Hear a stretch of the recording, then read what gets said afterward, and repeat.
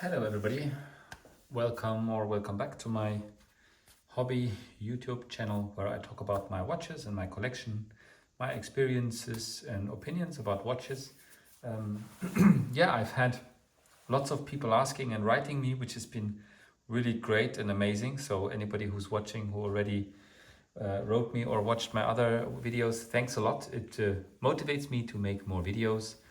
This is just a hobby, so I don't have so much time, but I have some time again today.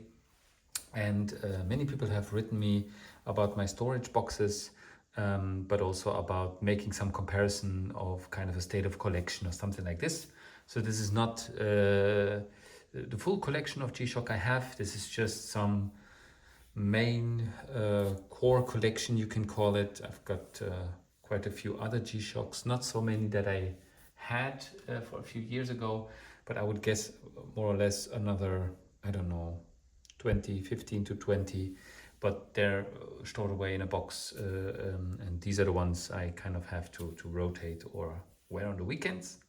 So yeah, I don't remember every single exact name of each model, so you'll have to figure it out together with me. I'm a big G-Shock fan, but I'm generally a big fan of watches, and there's so many reference numbers I've had in my head now that I'm starting to forget the G-Shock reference, but I will know the names. And yeah, the idea is just also to show you this really nice carbon optic watch case, watch suitcase. It can fit, let me check, 6, 12, 18, I think 20 watches.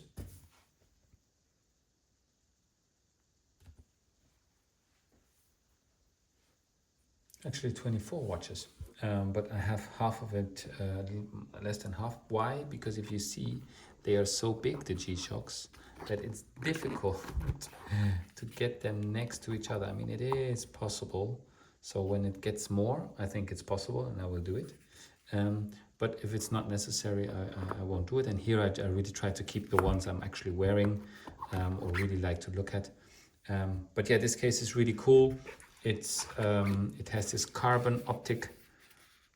I bought it a few months ago as I wanted a new watch case for these watches. This specific one, I really like it. I don't remember what I paid. It is from a company called Designhütte, and you can see here. There we are. Yeah, the current state. So the ones people, I guess, that are most interested in are, I guess, this one, the Mudman. This is the Mudmaster. This is another Mudmaster and another Mudmaster. So the Mudmaster is quite dominant in my collection, I'm realizing. Let me sort them in the way I bought them. So the very first one I bought was this one. I had the older model also. This, I believe, is the GWG. Is it the 1000 or the 2000? Let me quickly check here. You can see here in the back. GWG-2000, there we are. The 1000 was the previous one. I had that in green, I really liked it. But when at some point I started to reducing my collection quite significantly, I sold that. And when this one came, I bought this one. And this is the gray model. It has really nice carbon optic here.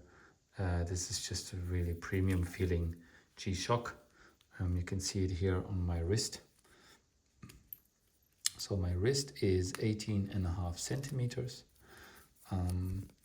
And because G-Shock has many all kinds of size possibilities, I always get it to fit quite well, and I wear this one quite a bit, yeah, on weekends or when I'm doing sport activities. So yeah, this is the GWG-2000, which is from the ones you see here, apart from the vintage models on top, is one of the oldest G-Shock models I have that I'm showing here today. Then to stay with Mudman and Mudmaster, then I got this one quite recently. So probably some people saw already my other video where I'm comparing this model to this model, but also I believe to this one, or the Mudman. I don't quite remember, but it's a good video, got a lot of views. So check it out if you're interested. I go into more detail there about functions, etc. This one is the let me quickly check. Where do we have the model name? GG-B100, yes. So this one is quite old, but I got it less than a year ago. And it's a pretty cool one. I mean, it's really thick. I think from all the G-Shock I have, it's the thickest one. Yeah, I don't know the measurements, but you can see here the difference between the one or the 2000 and this one. It's massive. Yeah, even with the new Rangeman, which is one of my favorites at the moment. Yeah, it's really, really cool. You can see here the display. You can see it really well compared to the Mudman, where it has also the dark display. You can barely read it, but here they made a really good job. You see here the thickness difference. It's amazing. Yeah. But what I really liked about this one, the GG-B100, is it was Bluetooth function. It had Bluetooth functionality, and you could track your location. This is not possible with this one. This just is with the sensors. You can measure all kinds of stuff that we don't need to talk about it today. Altimeter, barometer, etc., etc. But yeah, this is a massive watch, but it's really fun to wear, as it's quite light compared to the other ones, because it doesn't have a lot of steel or something like this. And I'm just putting it on my wrist. As I said earlier, if you missed it, my wrist size is 18.5 centimeters, and you see, although it's a really massive watch, it's still wearable. Yeah? I mean, it's very high, very top heavy, but it's possible. I even saw Denzel Washington wearing this watch in one of his movies. That's not the reason I bought it, but it's I think the most famous person wearing this watch probably. But yeah, the whole carbon optic here is really, really cool. And as you can see, I like the models with black and red, or having the main color as black, with some exceptions, because it makes it more universal. I used to have many colored G-Shocks, red, green, blue, yellow, etc., etc. But I didn't wear them so much and got rid of them all. That would have been a great video if I would have done a YouTube video 4 or 5 years ago. Then I would have had probably 100 G-Shocks here, lots of limited editions.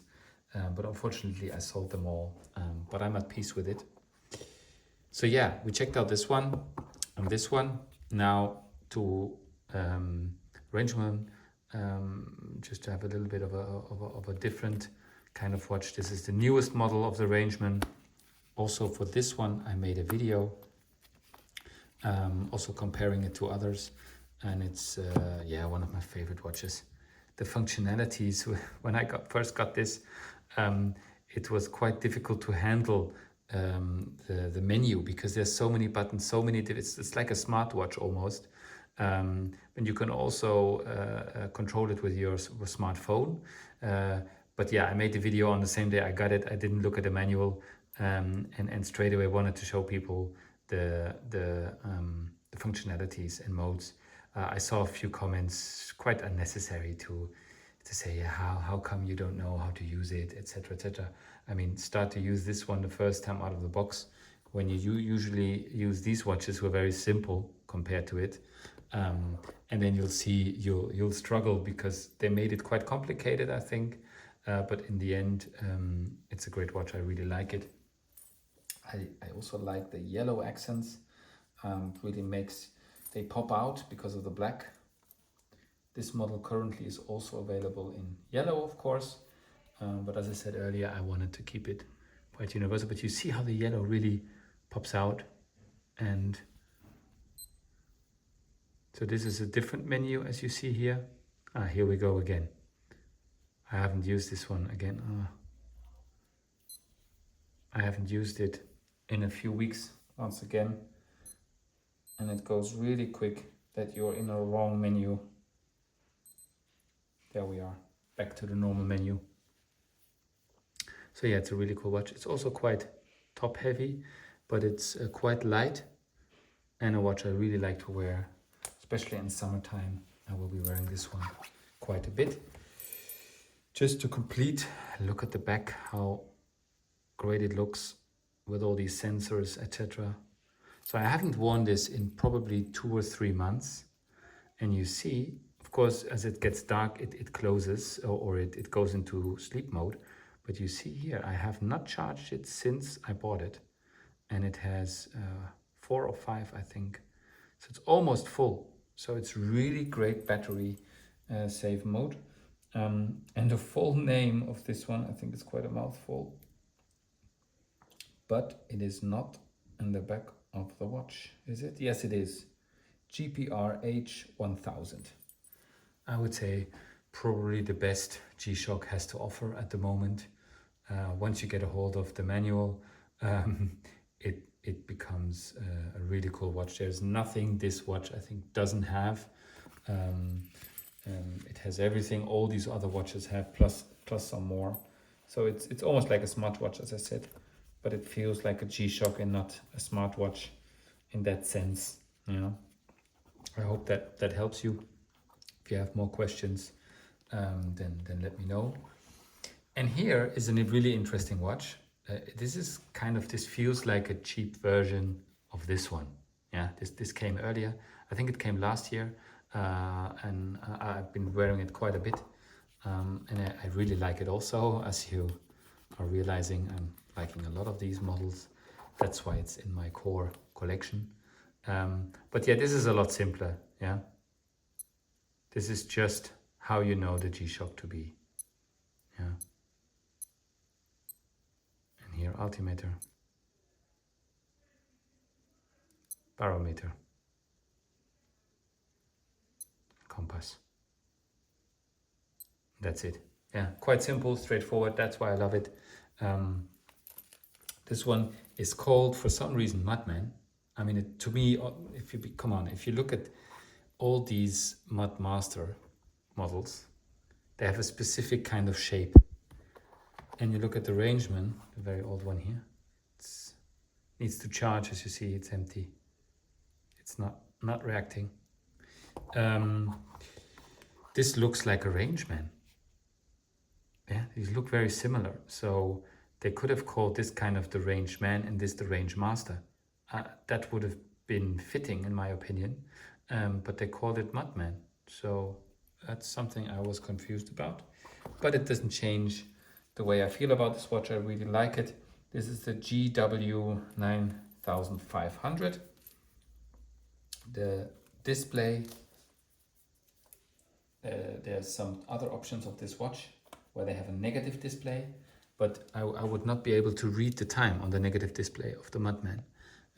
Completely different display at this watch, the Rangeman. But yeah, here we are. Really like this watch. I think they will come out with lots of different colors and stuff.